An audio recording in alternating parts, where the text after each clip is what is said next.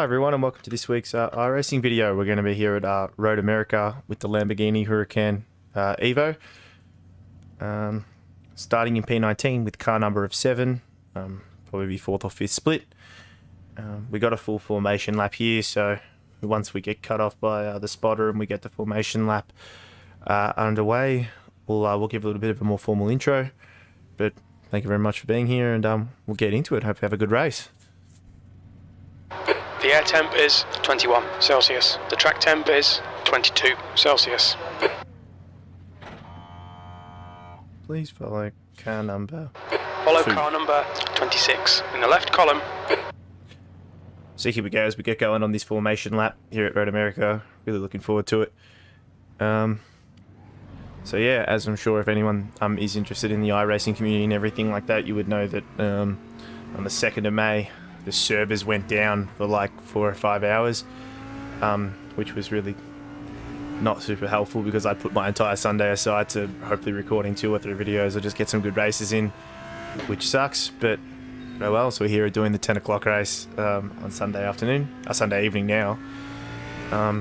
But yeah, hopefully tomorrow I can do one more race because I really do like Road America. Just for one reason or another, I've really been unable to get going this week with races. I've tried filming a few videos this week, but I've had some dramas like in race, like just silly mistakes, hit by back markers, and then I actually got affected by the server cutout earlier today, and that resulted in me being DC'd from the race, quite literally, like 5 minutes in, which sucked, but oh well. So a few of you may have noticed as well, you can see a bit more of the mic here in the left hand side of the webcam bubble. I've just picked up a brand new desk and I've had to move where the webcam was located for it. I think it looks a little bit better here as well, so I will naturally glance up more because it's in a more direct view. Also when I'm looking directly at my monitor, you guys will get a little bit more view of what's going on. I might adjust it to where you see a little bit more of the wheel if I can, but that's how we're going to roll with it for the while. And I got my mic on the right hand side now as opposed to the left as it was in the other videos, and I think it works just a little bit better. Gets out of my peripheral vision and just doesn't distract me as much. So yeah, hopefully you guys like it. I have also this weekend put together a Twitter. If you do guys want to keep up to date and you don't like turning notifications on YouTube, feel free. The link will be in the description of this video as well as be in the About section of my YouTube channel. So feel free to follow the Bouncing Ball, click the link, give us a follow over there, keep you up to date with when videos are coming out, anything interesting happening in my life and stuff like that. And slowly as things progress, I might introduce more socials, but for now we're just going to run with Twitter and YouTube as the channel progresses. Oh, got a bit of a brake check there, which sucks. What's going on? We're on to the back straight now with the kink. So no qualifying set. I think I may have net coded into that because he's got some damage on his bumper, but I've got 0x incident points, which sucks, but I think the Ferrari inside might be brake checking him a little bit. So yeah, as I mentioned at the start before we got on our formation lap, no qualifying. I am enjoying this. It makes for a little bit more exciting racing. And yeah, so hopefully we can get going, make some good overtakes, have some good clean racing. And yeah, I do find starting at the back does just lead with a little bit more exciting racing, a little bit more interesting as opposed to just running 90% of the race on your own. So I'll get quiet now as we focus, but we'll get going. Floor it, green, green, green. Get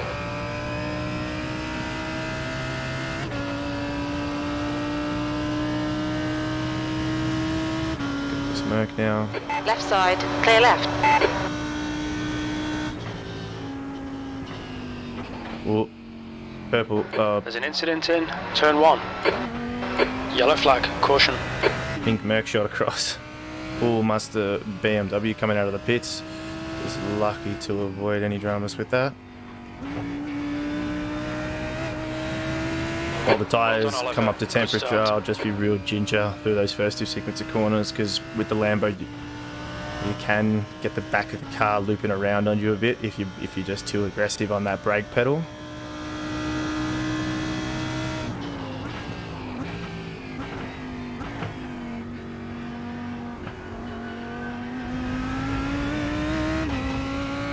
And just settle in now. I do find I've been experimenting, because even though you've only seen one video from Road America, I have done a few races like 3/4 of the way through before I've had issues. And I do find if I really push that stint out to the mid 20-minute mark, it just means I can be hyper aggressive towards the end. I put less than 30 litres of fuel in, and it just means I can really bring the neck of the car with a light fuel load, as well as temperatures, tyre temperatures that are just completely up to temp, which just allows me to be a little bit more aggressive as opposed to having to worry about fuel weights and stuff like that.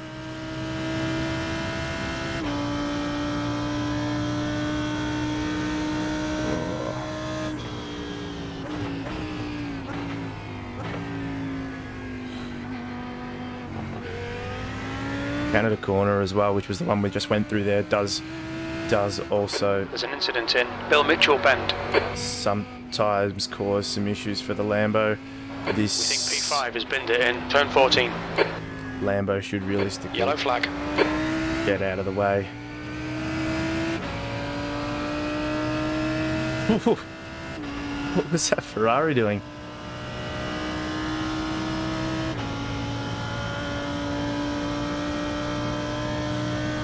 This is good. Keep banging out them lap times. P13.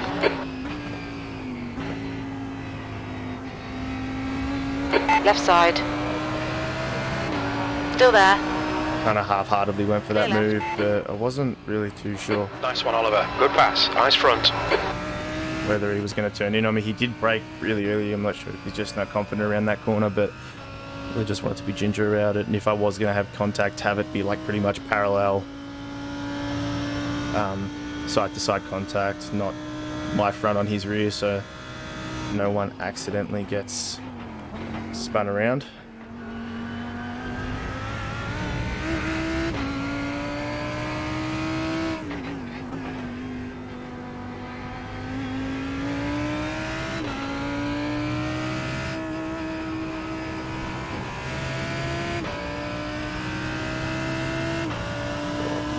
Right side.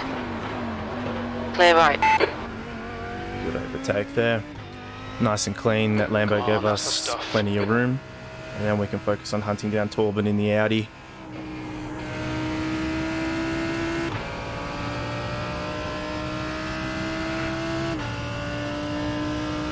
Our Patrick was very slow in that Lambo.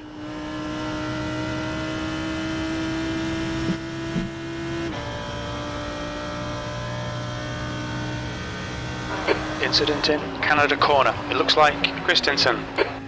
Canada corner claiming another victim. Christensen looks, doesn't look like he's got too much damage. He may have just put it on the grass. All right, Oliver. The next car is Christensen. The leader's just done a 206.86. One of the other perks of being up for this race here is I'm inherently awake for the Formula 1 race, which is happening tonight, which I think is Portimao, the Portuguese Grand Prix, so I'm pretty keen to watch that one. And hopefully doesn't get red flagged like last race that results in me having to be up until like 3 or 4 a.m. in the morning to watch the race. So that would suck. Yeah, if anyone does watch any motorsports, I'm happy to talk about them and stuff like that through the videos, but I don't want to bombard you with car content if you're only a sim racer or not interested in anything Formula 1 related. I do know some of the other guys in the sim racing Yellow flag. Keep your wits about you, community mate. are Incident in turn 5. only We think it might be Ford. Clear left. interested in sim racing and don't really touch any The Tyre in front is forward. On your left. Hold your line. Hold your line. Clear left. Not really sure that was an overtaking opportunity for that Ferrari, and that 4X kind of sucked, but as long as he didn't spin me. Not to. That M8 went, sorry, M4 prototype did go for an almighty dive down there. I did kind of leave the door open, but that 4X does suck.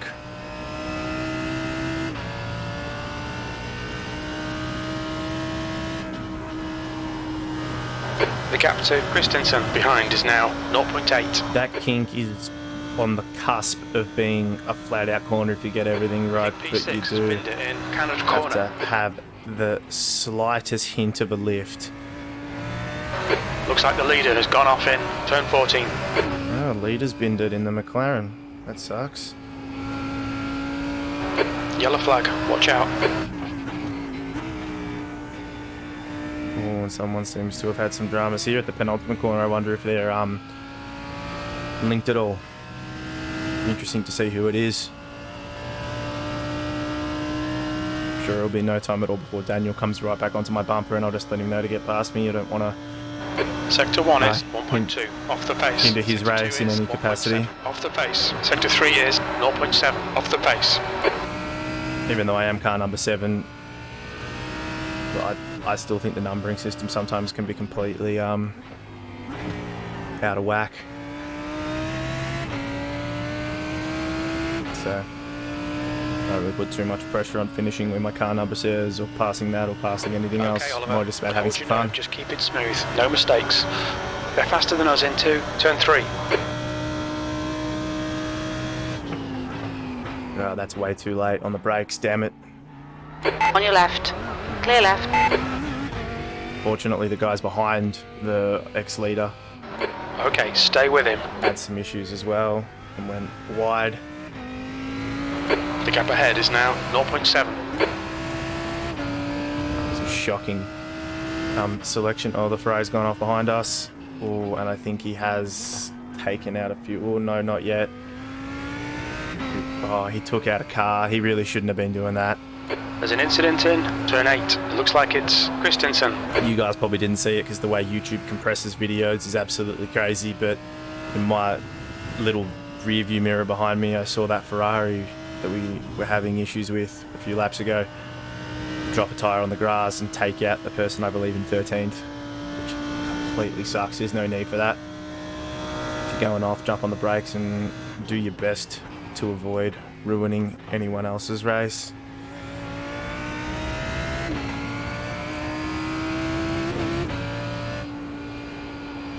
Big gaggle of cars up the front that are just arguing. Oh, There's an incident in turn 14. I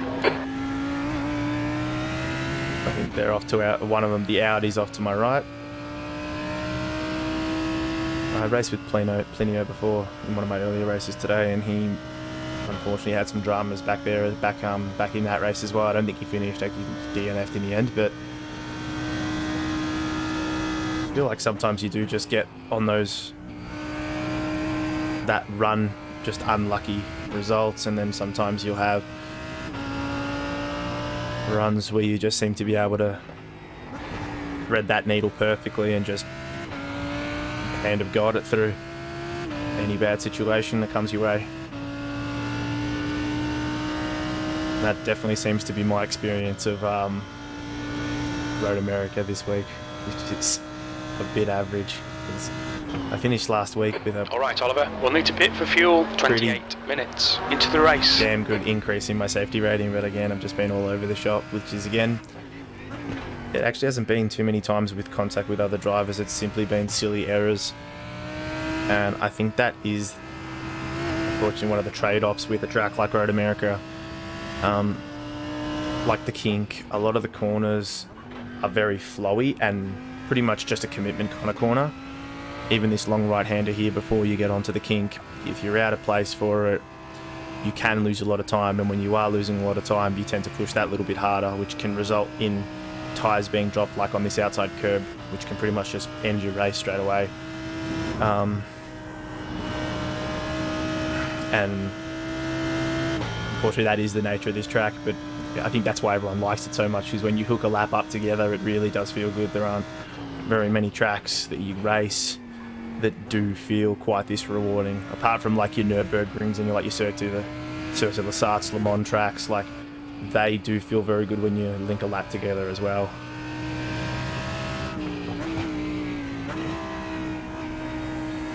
Oh, McLaren went deep. Car left. Clear left. But I think this Audi may have the both of us here. He's going to pull off just in front of that McLaren. I reckon he's going to straight up the inside, because The car behind is catching. The gap's now 0. I let off the throttle to Relax, just focus, keep it smooth. ease my way through. That's your quickest lap. In case, for whatever reason, his car did snap sideways. I didn't want him to pull a Russell on me and try to decapitate me. Even that Ferrari up ahead's had some dramas. Just had a little bit of a snap of oversteer or understeer, I'm not too sure.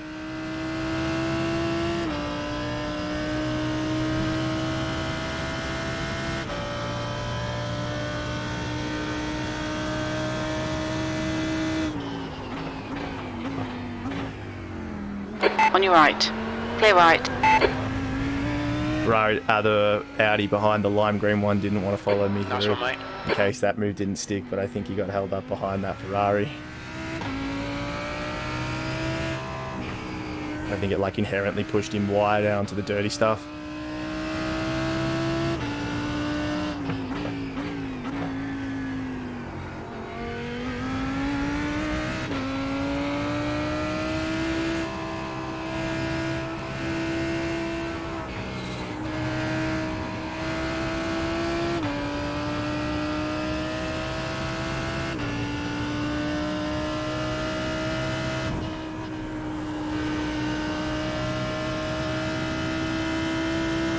So with things starting to settle down over the next few weeks, I'm quite interested to potentially try some oval racing. I've been thoroughly enjoying that, watching it outside of like my regular Formula 1 and MotoGP kind of stuff and endurance Le Mans racing that I enjoy watching, but oval racing and like NASCAR has been something that has captured a fair bit of my attention, and I'd be interested to give it a shot. I think week 13 in season 1 this year, I gave, I think they were the Utes, or the pickup series ago, and I really enjoyed it. And that would be a complete from rookie to whatever kind of thing, which I think would be quite interesting. But I think for the moment, I do just want to focus on my VRS GT Sprint Series, or like the GT category as a whole, potentially trying a few different series. But the VRS series do run concurrently with their tracks, I find. So if, like, for example, the VRS Endurance Series is running Road America this year, but it's just in an endurance format, so I feel like Let's see how wide you can make this thing. on weeks like that, like week like this one, there'd be no point running two different series at exactly the same track. I'd just rather focus on either the shorter version of the racing or the longer. Oh, that Audi made the move into there. That's the second time that Ferrari went a bit wide through there. The gap to board ahead is increasing. It's now 3.8 seconds. I'm pretty sure that Audi is considerably quicker than me, so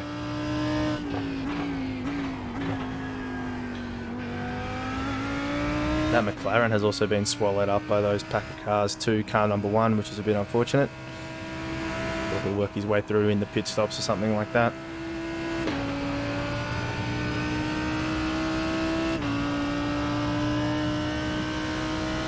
You've got half your fuel left. The gap to Montero behind is now 0.6.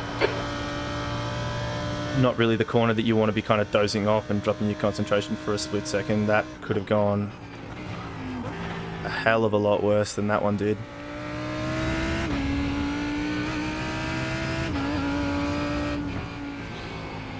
So yeah, when I set up my new desk here, I picked up the desk 2 days ago, and I just did the most basic of necessities to get my PC back up and running in time for the weekend. But when I set it back up, all my config files and everything and setups for my steering wheel and pedals were perfectly fine, and even in client like iRacing. Right side. One sec. Just let Yellow. Still there. Audi through. Hold your line. Clear right. You've just done a 209.00. Come on, Oliver. Keep pushing. We might get him back.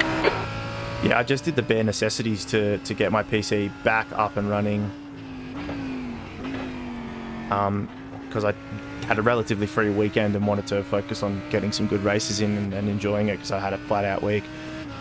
All my settings in iRacing as well as on my wheel, like even the in-game the on-wheel settings like the Fanatic wheels offer, nothing had reset itself.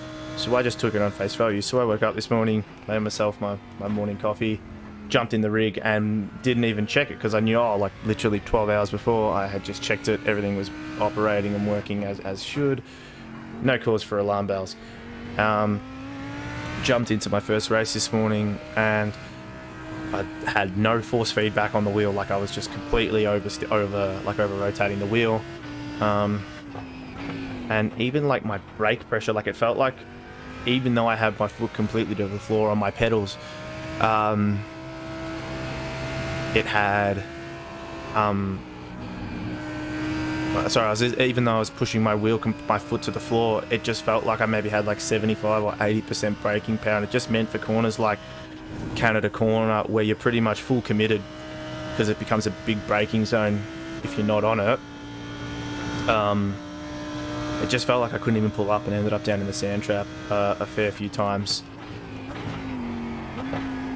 Whereas now I'm able to pull up completely fine and as I would normally.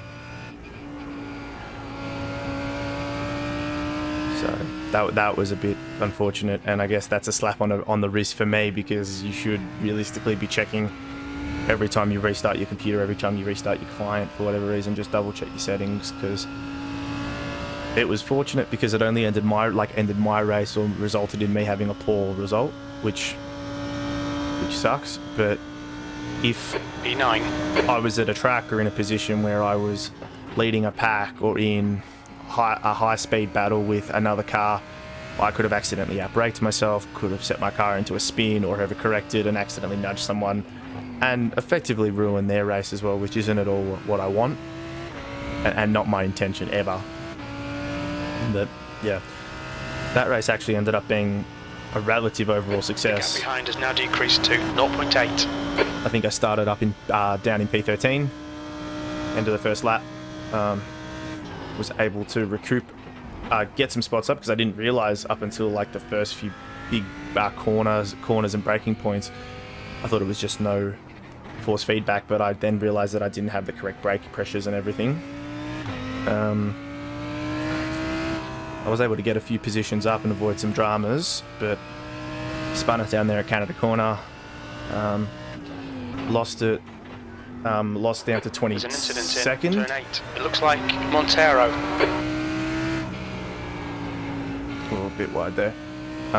Spun it down to Canada Corner, down to 22nd or 23rd. I think it was like right at the back of the grid because that corner there, especially on the first lap, you don't get time to find reverse with these cars and kind of spin them around. Okay, Oliver. Don't let this guy distract you. You don't get a chance to find reverse and like get the car back up and running properly until everyone's gotten through on you. I believe in the end I was able to redeem it and finish with like 11 incident points after sending it into the grass a few times. But also get back up to, I think it was P8 or P9, I can't remember off the top of my head. And that was all just due to obviously being a lower strength of field kind of race, your mistakes are less accentuated. You have an opportunity, especially in a 40-minute VRS race, to make up for those. However, I'm just seeing what this Ferrari's doing. He didn't really want to go for the overtake. Yeah, so in a lower strength of field race, you do have the opportunity to make up mistakes, especially in like a 40-minute pseudo endurance race. Nail every corner. Let's take whatever chances we can. 20 minutes remaining. You've got 20 minutes left. You're halfway home. We estimate 8 minutes of fuel remaining. It also isn't good when you do make those silly mistakes and don't dot your I's and cross your T's and just double check settings and stuff like that. On your left. Clear left. Or if I didn't give him that position, he was going into the back Car of me. right. Clear right.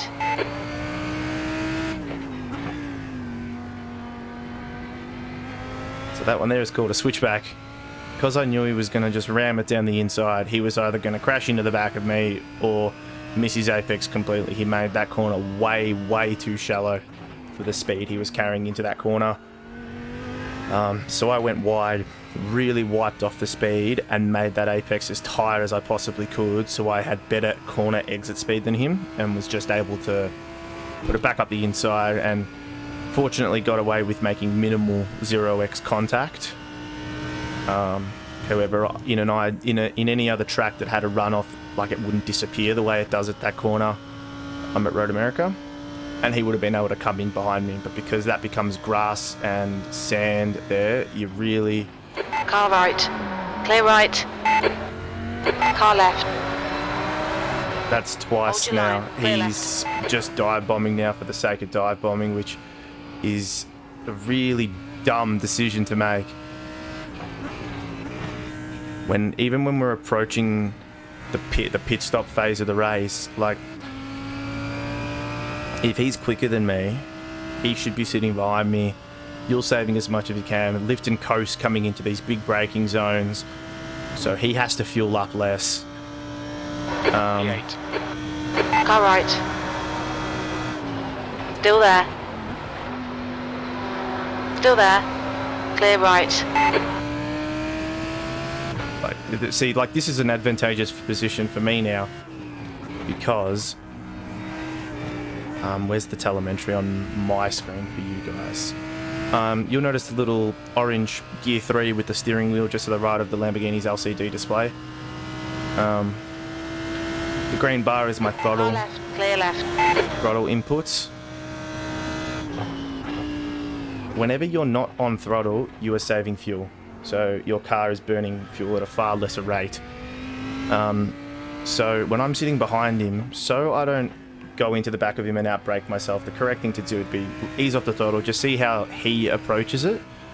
And it just means, like, for example, if he were to need to lock on the brakes because he gets a slide on, gets a bit of snap oversteer, understeer, anything like that, it just means I can be in a position of absolute control. So I don't have to worry about, like... It's all over you. Keep your exit speeds up. If I need to take avoiding action and... Turn 3. Looks like P5's gone off in the kink. Yeah, see, like, going through the kink now, I've just heard my spotter tell me that someone's gone off. And whenever people go off at the kink, they try their best to mitigate any time lost and just stick it in reverse and get back going again, but can always have issues. So sorry, as I was saying, it just means... Keep your wits about you, mate. There's an incident in Canada Corner. We think it might be Montero. If this Ferrari does make a mistake, it's a bit of snap oversteer, understeer, even just avoiding an accident or avoiding a curb or something like that that they didn't foresee. Incident in turn 14. Looks like it's Ericsson. If you are on throttle, going hell for leather, doing your best to overtake every single opportunity you possibly can, you have next to no reaction time, as well as if the balance of the car is off, as it is, okay, Oliver, like, sorry, when you turn the wheel, you'll get a transfer of weight.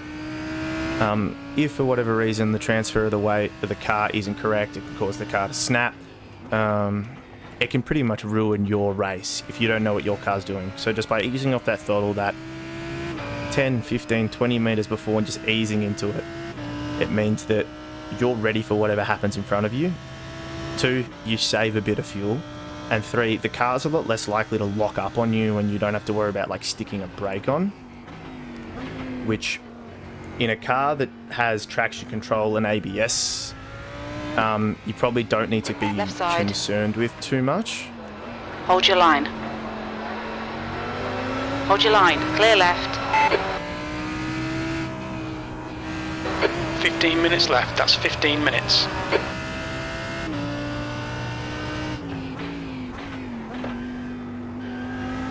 Yeah, in a car that has traction control or ABS, the computer settings will do a fair bit to help you. However, you can still get it wrong. You're less likely to lock a wheel up, but you are still able to very easily get snap oversteer or understeer from the weight transfer being incorrect through a corner.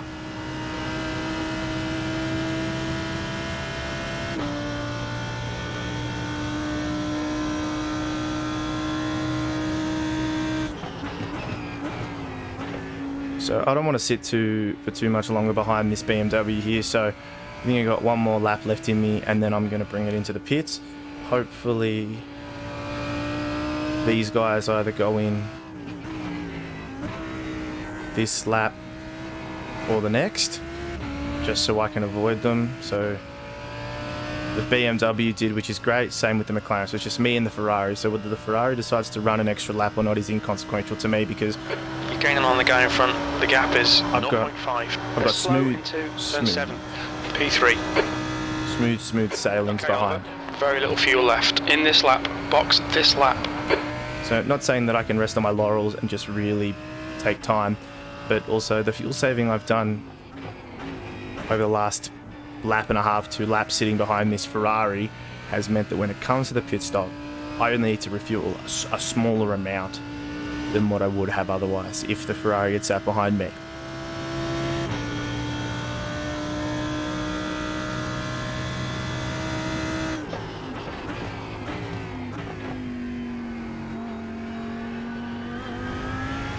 And the con of being at the front of the train is that you have what's called slipstreaming. So on the straights, if you are right up behind, you have less drag through the air, meaning you have a higher top speed.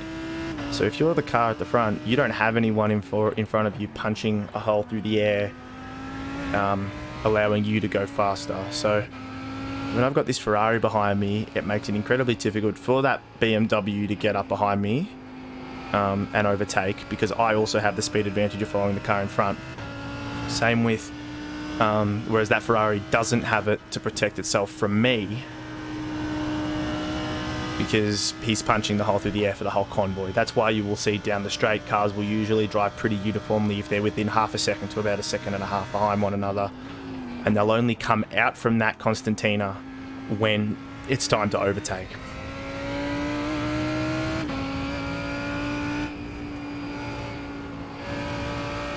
So we're going to bring it into the pits now. 2 litres left. Oh, that Ferrari, I think, made a bit of... Right side. Hold your line. Clear right. What's your speed limit in the pits? The pit lane speed limit is 72 kilometres per hour. We'll pull you to the end. So again, less than 30 litres going in the car, which is optimally what I wanted. I think I had about 28, 27 last race, but that Ferrari was none too pleased that I just single-handedly saved his race from ending. But absolute piss poor attitude towards racing, in my opinion. And the fact that he was dive bombing me the entire time is just a testament to who he is as a race car driver, and I'm sure he's got damage that he needs to get fixed now. So he's ruined his race, but I've also got an unnecessary 4x penalty Push now. for something that McLaren had a much better run onto that corner. As you can see, because I was lifting and coasting behind that McLaren, Daniel Hallstrom, car number 1, point of concept, although slightly slower sitting behind,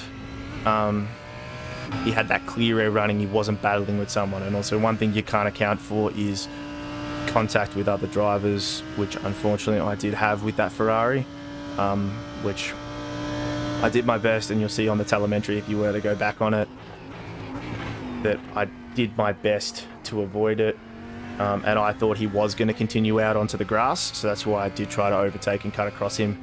Had I known that he wasn't spun fully or was going to be also continuing over to the pits, I wouldn't have cut across him in the way he did. But okay, Oliver. Probably shouldn't have cut across him. That's but 10 minutes left. Ramming me and sending me into the pit wall and potentially giving me damage that I couldn't come back from, as well as had I been leading that train of cars that came in on the last lap and been at the front of them and an event like that had happened, everyone would have had their race for him. This whole 6th, through to, I think it's 13th pack that were fighting through, would have had no chance of getting through to the pits, and they would have had damage as a result. So that stupidity or immaturity from other race car drivers can ruin races for people, which when you're at a level like where we're at, where you can take big fluctuations in terms of safety rating or license rating based on other people, really does suck, because some people can race quite cleanly and race quite well, however get situations like that where people just blow their lid and ruin their race, and unfortunately your license is the thing that cops it. The gap in front is now 1.4 seconds. Stay calm, keep it smooth. 8th place.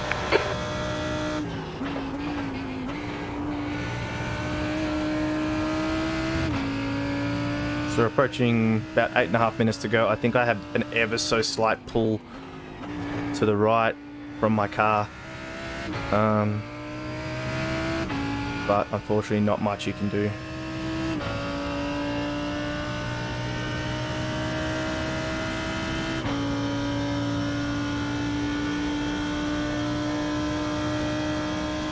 Just glad I am still able to finish, and I think even with 8th, given my position finish, I should still get an increase in safety rating, or at least not take a massive hit to it.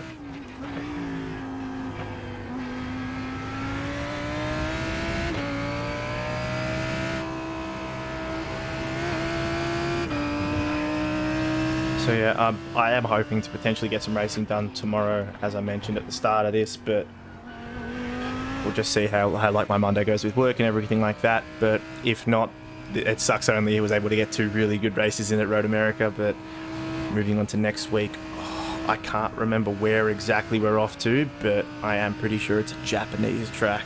I think Okayama is where I'm thinking, but I might be completely wrong.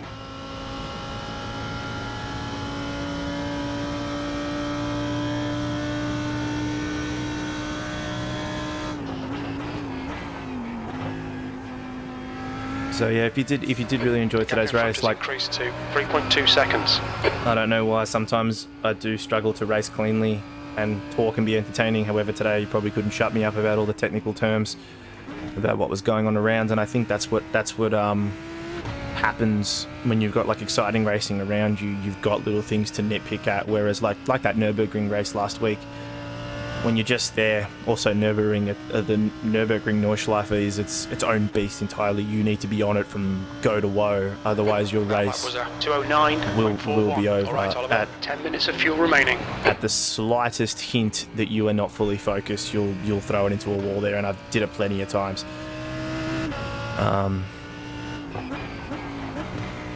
When there's interesting thing is there's tight racing. Like you get to pick up little critiques, especially following cars, and I'm happy to break down exactly what I'm doing and what my thought processes are. And I think it's a way to also keep me engaged on what's going on. So yeah, I thoroughly enjoy it. I think that's also why, for the time being, I will continue to not qualify, at least until I get up possibly third, second, or first split, if that ever does happen. I won't qualify just because it allows for some nice exciting racing, and an opportunity for me to tell you guys who potentially aren't as informed as sim racing or just racing in general about what's going on, what's going through my head. And also for people that are potentially down in the rookies or in the skippies or even the Porsche Cup series, like if you're right on the verge, like coming towards the tail end of this season 2, getting promoted up to a B-spec license, you're like, oh yeah, I want to get into the VRS Sprint Series. These are the kind of things that you should have fundamentally down pat. So not only you don't ruin your own race, but you don't ruin someone else's race. And racing incidents do happen, but if you can do the best to just get it through, like, okay, Oliver, get it in like a mental thought process that, yep, this is the game. Sure, I'm obviously not going to bin it, not going to crash, stuff like that, as if you would in a real life car. If you just think about it a little bit, like, people do put in a lot of hard work and time to get to even this level, and they can't commit hours upon hours like people that do like YouTube and stuff like that can. But just to like think about like, oh, should I really go there? Should I wait for that move? Oh, I know this track. This isn't really an overtaking opportunity in real life, so it really shouldn't be here. And just make sure you follow those few steps to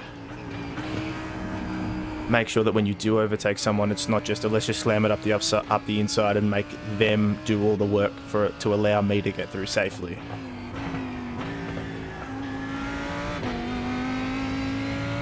And I think that's honestly why I love watching you races like Dave Cam and David Samsoid, because Samson, my apologies, his Twitch name is Samsoid Racing, but like both Daves, like they're such people to look up to in terms of the racing community, because for them it doesn't matter whether they're racing for a P1 or P2 in a top split race like Dave Cam is with the VRS series, but like even Dave Sampson, when he's doing like his 24 hours endurance series, he would rather be true to his morals and race cleanly as opposed to just, oh yeah, I'll get one position higher but I'll absolutely destroy 3 other people's races and no one will want to race with me in the future.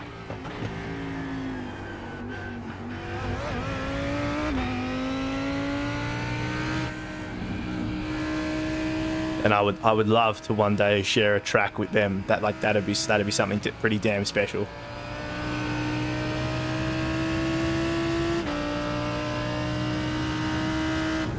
So that McLaren has kind of stepped away from me a little bit, just pushing hard. But that being said, that was the car in first place. He did make a mistake going into Canada corners at the start of the race, but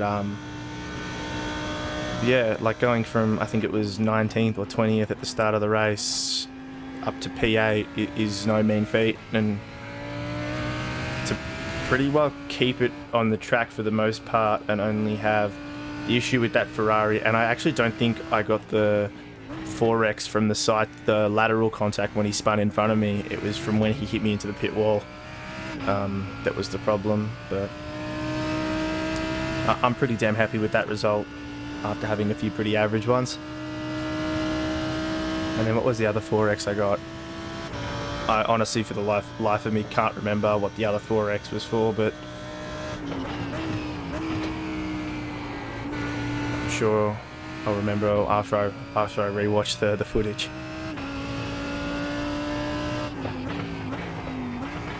I've also... That's 2 minutes left. 2 minutes. 2 minutes to go.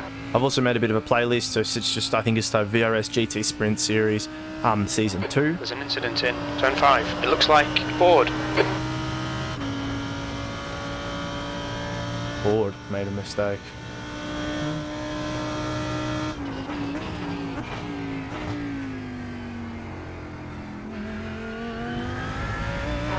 Five minutes of fuel remaining. Ford was ages ahead. We weren't really ever all the way through to it. Let's just focus in for another minute and a half, because Lineo is catching on me at a rate of knots. I think he is considerably quicker than me. So I've got one behind me.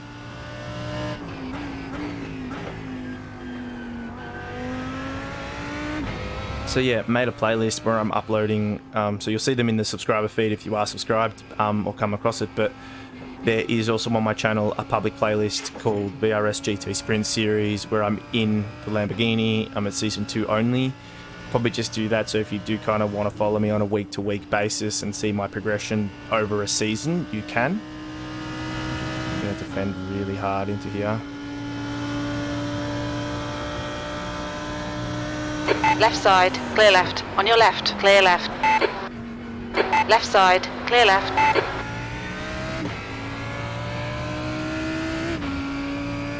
So you see, when you are defending like that, make your decision very early for the car behind. So he knew, oh well, okay, he's going to defend real hard. I'm going to need to go out the side, around the outside. So he had plenty of time to set his move up, had plenty of times to take the opportunity if he wanted to. And then don't hug the inner line and then P8 on your left. Float out wide. Still there. Hold your line. Clear left. We're running on fumes, so mate. don't hug that inside line and then completely miss the apex and try to outbrake yourself. Just hold tight to that inner apex, try get a better run out of the corner than he does, and then just go from there. This Audi is all over the back of me. But I do know plenty, and I know he got stitched up in an earlier race today with... Right side. Clear right. With average bits of contact. See, he's gone way wide there, and he's going to catch me at a rate of knots at the following corner here. It sucks that the car behind us, the gaggle of cars, so Laurent, which I think is that Ferrari that hit me, isn't a bit closer, because it would just mean that if he was going to make a move, he'd have to consider, like, well, if this move doesn't stick, am I going to lose my position for the car behind? But effectively, this is what good, clean, hard racing is. Plinio is quite easily the faster car, and I saw that earlier in the race when he overtook me going into Canada Corner. But unfortunately, he did make that slight mistake. But if you defend for an inch of your life and do so properly, it just means... Car left. Clear left. See, he not tried to undercut, but he tried to like let off the brake early because he knew I was defending that inside corner, and was just hoping to... What's this? Matt Knight. Okay, Oliver, the next car is Knight. Able to secure one spot higher. I think that's a P7 for me. That's pretty damn impressive. And I'm very happy with that, with only a 4X. Oh no, was it? P7. Oh, that's awesome. Good result, mate. Well done. That was great racing right there at the end with Plinio, and I could see what Knight was trying to do there. Just put his car right in the middle there, and hopefully would just stop people from getting past him. But I think to date, like this season, that's probably one of the funnest races I think I've had, and was really good racing the whole time. So again, guys, if you really enjoyed the video, I'd love a like, love a comment, even a subscribe would be great. Don't have to, but thank you very much for coming in for the video. On my banner and in my about section of the YouTube channel, there's a link to my Twitter. There is also, in the description of this video, there's a link to my Twitter as well as all the links to the music I use in intros and outros. But I'd really appreciate if you go check them out, give me a follow. It just means you keep up to date with me if I'm ever not uploading videos or something like that. So what we'll do is now, guys, for the guys that are jumping off the video now and don't feel like checking out the results, that's not a problem at all. Thank you very much for watching, and we'll catch you in the next one. Ooh, I'm not used to seeing that Lambo look so clean. But thank you very much for the guys that watched. And for the guys that are sticking around to check out the results of the race, we'll just get into that one now. So what we're going to do here, guys, we're just going to get into the results quickly, and we'll go from there. So, wow, that was 9th split with a strength of field of 900. So just for reference, we're almost at 1.1k, so realistically that was some of the slower cars on the grid, but still. Average lap time for myself was a 2:10, which is absolutely abysmal, but still I was just trying to be safe and finish the race given what happened this week. 4 lead changes throughout the race. Safety rating increase of 0.15, which is great considering I thought it was going to be far, far worse. 44 I rating increase, which is awesome. Top 3 were Mattis, Marcus, and David, from completely different areas. Second highest placing Australia behind Hayden Ford, who had that issue in the last lap. He's also in the Lambo. And then we got Oliver here, so that was a great result. So where did we start? Starting position actually doesn't tell me. I'll have to have a look. But yeah, and then Polino had an awesome race. His best lap time was almost a second quicker than mine, but still we were just able to keep him behind us, keep him at bay, which was great. It's just good hard racing, which I thoroughly enjoy. And yeah, so thank you very much for everyone who watched the video, and we'll catch you in the next one. Bye.